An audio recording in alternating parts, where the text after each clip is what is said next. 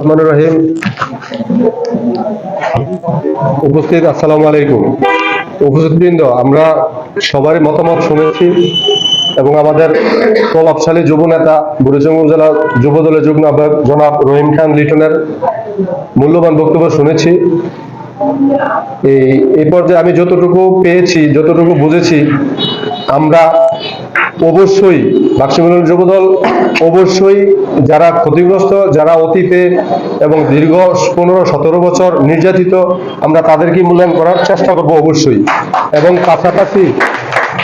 পাশাপাশি আমরা যারা সাবেক বাক্সিমূল ইউনিয়ন যুবদলের নেতৃবৃন্দ আছে এবং সাবেক বিএনপি আছে, ছাত্রদল আছে, ছাত্রনেতা আছে, প্লাস হইল রানিং যে কমিটিগুলো আমাদের বিএনপির কমিটি আছে, আমরা তাদের সাথেই সবার সাথে পরামর্শ করি আমরা কমিটিগুলো শুরু করব।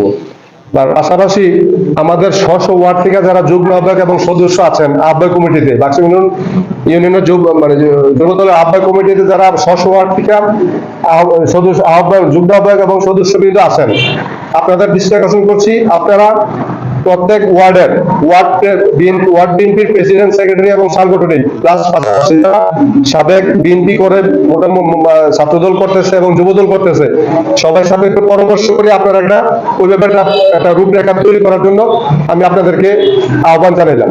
ঠিক আছে? আচ্ছা, এই পর্যায়ে আমরা গত 30 নভেম্বর আমাদের বাক্সিমূল ইউনিয়ন বিএনপি কর্তৃক আয়োজিত এবং সকল অঙ্গ সংগঠন নিয়ে একটি বিশাল কর্মী সমাবেশ হয়েছে। এই কর্মী সমাবেশে দেখা গেছে বিভিন্ন মিছিলে ছাত্রলীগ, আওয়ামী লীগের দুষ্কৃতী কিছু লোকজন আমাদের মিছিলের মধ্যে এরকম আইসা নৌকা মিছিল করেছে। আমরা যুবদলের পক্ষ থেকে তীব্র নিন্দা জানাই।